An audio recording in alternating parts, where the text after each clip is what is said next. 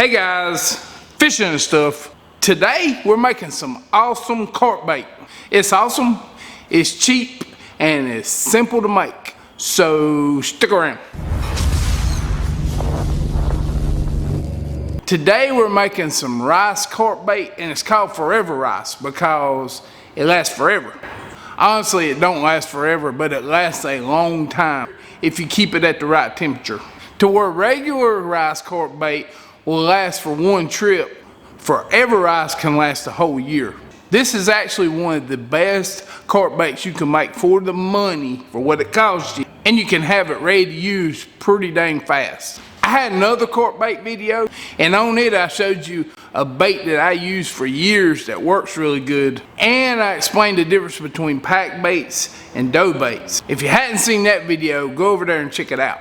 Anyway, let's jump into making this carp bait. So the first thing we're going to need for our rice bait is rice. This right here is a 72 ounce box of rice, but I'm not going to use it all.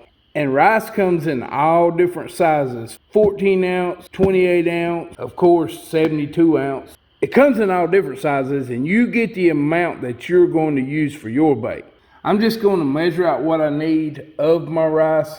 And the most important thing about making bait is the measurements. I guess if you never made bait before, you think the measurements are really critical, but making carp bait, how can I say it, is like making gravy or biscuits. Have you ever seen one of those old ladies make biscuits or gravy and it tastes awesome, and they have a pinch of this and a dash of that? They don't give you exact measurements. Well, carp bait is the same thing. It's more about the feel than the measurements. But I broke it down into measurements so you can make your own the first time and be more confident. And here's how we're going to break it down. The ingredients that we're going to use in the carp bait is rice, sugar, we're going to use some salt, and we're going to need some kind of liquid to go in it. Whatever liquid it is, it's up to you. The original way to make rice bait was with ketchup, but you don't have to use ketchup. You can use any liquid, and that includes soft drinks, juices. You can use Gatorade. You can even use water, but if I use water, I would boil it first because it'll soak in better. But you don't have to heat it up, it'll still work. And I'm going to give you a breakdown of the amounts and how much of every ingredient that you're going to need to make your rice. Now the bait we're making is called Forever Rice. The reason we call this Forever Rice is because we use salt and sugar to preserve it and make it last longer. So in other words, if you go fishing this weekend, you can use it again next weekend and it'll still be good. The first thing we need to talk about is the rice. First, you decide how much rice you're going to use. This is 72 ounces, but I'm going to teach you the ingredients off of 30 ounces. So for 30 ounces of rice, we're going to use 1 cup of salt. And how much ever salt you use the same exact amount of sugar. So 30 ounces of rice equals 1 cup of salt, 1 cup of sugar. Now, if I use 15 ounces of rice, I'd use a half a cup of salt, a half a cup of sugar. And if we wanted to use 45 ounces of rice, 1.5 cups of salt, 1.5 cups of sugar. You're starting to get what I'm saying. I'm basing everything off of 30 ounces, and you can do the math to make the amount you want. Now the next step is your liquids. You use the exact same amount of liquid that you do rice. In other words, if we use 30 ounces of rice, 1 cup of salt, 1 cup of sugar, then we're going to have to use 30 ounces of liquid. And for the record, a 2-liter bottle of soda is 67.6 ounces. I'm just saying. And that's pretty much what I'm going to use. But I'm going to show you what I mean by carp fishermen don't use exact amounts. They go more by feel, like making gravy or making biscuits. Now this measuring cup right here is 2 cups. So I'm going to fill it up twice, which is going to give me 32 ounces of rice.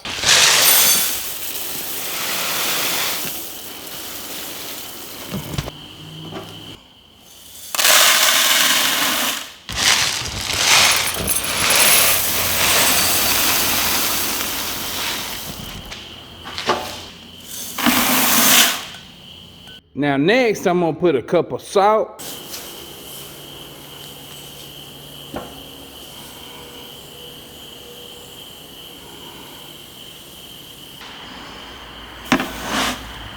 And then we're going to put a cup of sugar.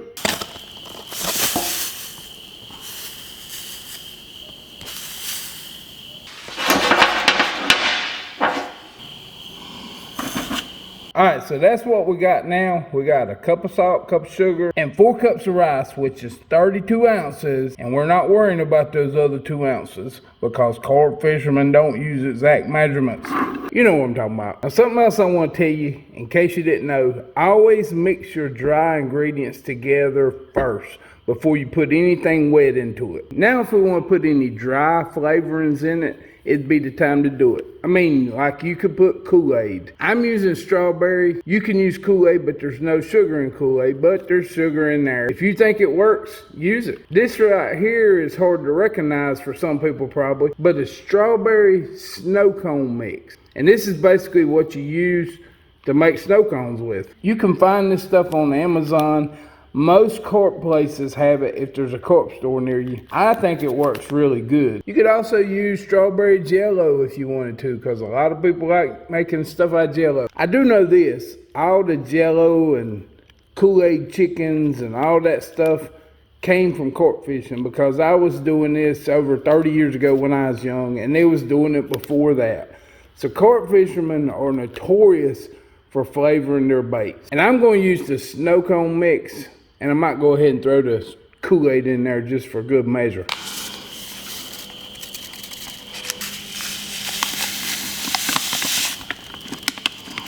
And now we have all our dry ingredients in there. We can just mix it up good.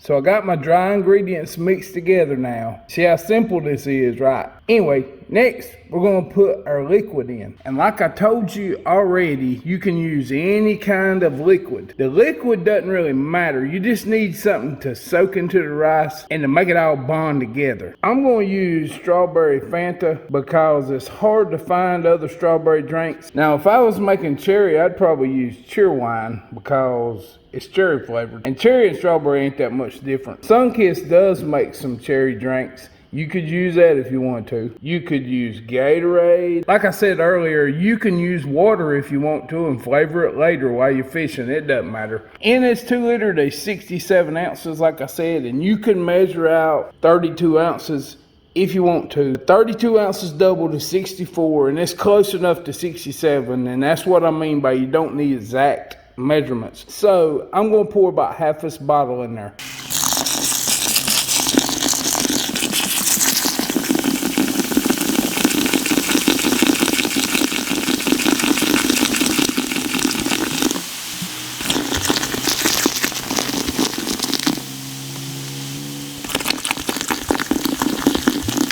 Now that we got half the bottle poured in there, just stir it up really good.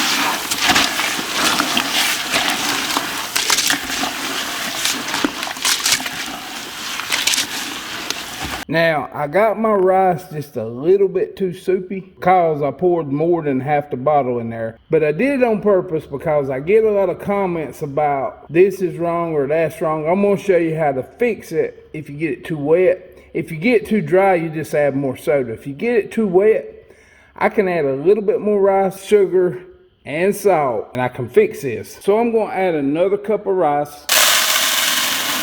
So a cup of rice is 16 ounces. So remember your rule. 16 ounces is half of 30. So we're going to need a half a cup of sugar and a half a cup of salt.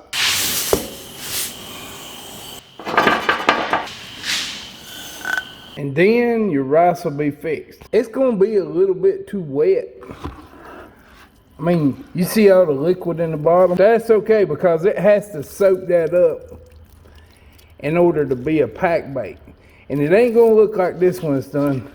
You see those white pieces are the stuff I just added to it. It's already starting to soak it up. But what we'll do next is we're going to have to let this set for at least 14 hours. I like to let mine set a couple of days. And after your bait sets for a few days, this is what it's going to look like after it's soaked up all that liquid. As you can see, it's kind of rubbery and it packs together. That right there will stay on your hook, but when it hits the water, it's going to break apart because it is a break bait. The next thing I want to do is I'm gonna fill up the old aquarium and we're gonna see how long this takes to break apart and how it reacts under the water. Okay, so we're gonna take our bait. I put a couple of pieces of styrofoam on these hooks to represent your pickups when you're carp fishing. And we're gonna pack our bait around our hook. Now we're gonna take this bait, we're gonna throw it in our tank, and we're gonna see how long it takes it to break apart.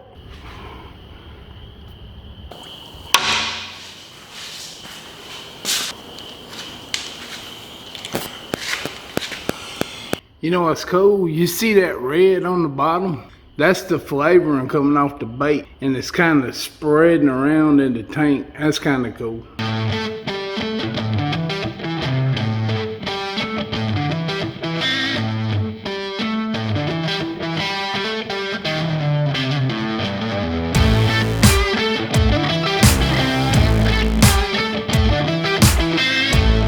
There's really none of the bottom that hadn't been covered with that flavoring.